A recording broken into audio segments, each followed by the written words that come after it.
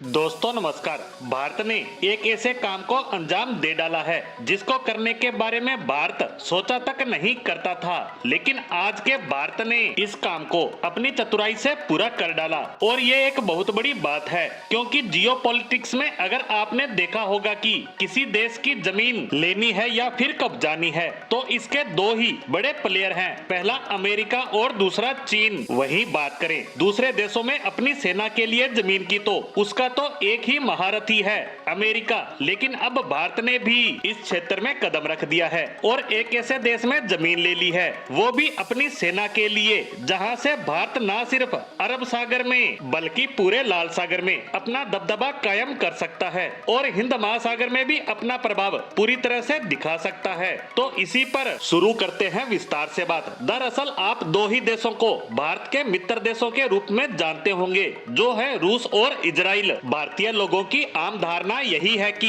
ये दो ही देश ऐसे हैं जिन पर भारत भरोसा कर सकता है, लेकिन आप जानकर हैरान होंगे कि एक और देश भी है जो इन दोनों से कहीं आगे है और उस देश का नाम है ओमान, और यह भारत के इतना नजदीक है। तो इस देश का राजा जो ओमान को चलाता है, क्योंकि यहाँ सरकार नहीं होती, रॉयल फैमिली ही राज करती है, तो इनकी एक प्रथा है कि इनका प्रिंस या जो व्यक्ति राजा बनेगा वो अपनी स्टडी भारत में करेगा और यह प्रथा पहले से चली आ रही है। सिर्फ इसी से आप समझ गए होंगे कि यह भारत के कितना नजदीक है। ओमान में दूसरे अरब देशों की तरह कभी भारत के खिलाफ कोई कदम नहीं उठाया गया और ना ही कभी बयान दिया गया। हर संकट में भारत का साथ दिया है और अब इन्होंने हर एक भारतीय का दिल जीतने वाला काम किया है। दरअसल ओमान में एक जगह है डोकम और इसकी लोकेशन बहुत ही इम्पोर्टेंट है। अगर आपको हिंद महासागर पर नजर रखनी है, लाल सागर पर रखनी है, तो यह इलाका सबसे बेस्ट जगह है और इसीलिए